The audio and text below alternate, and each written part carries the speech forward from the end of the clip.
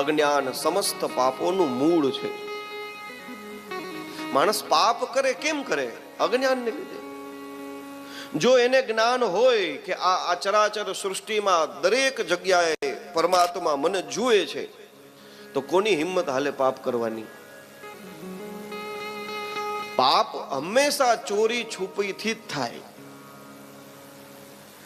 માણસ સમાજની વચ્ચે હોય તો સાધુ થઈને રહે.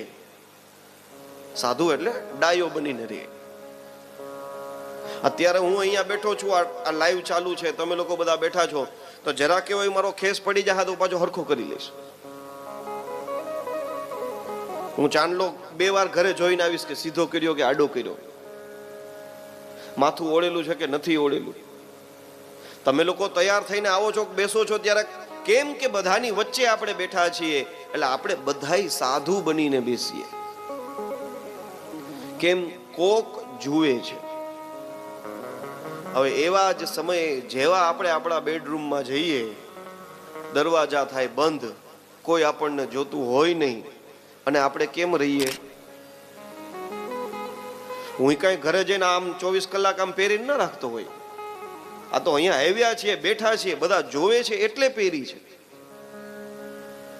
એટલે આપણે સમાજની વચ્ચે તો સાધુ બનીને રહીએ છીએ, પણ એકાંત મળે ને ત્યારે આપણી ઓરિજિનાલિટી પ્રગટ થાય કે આપણે અંદરથી કેવા છીએ.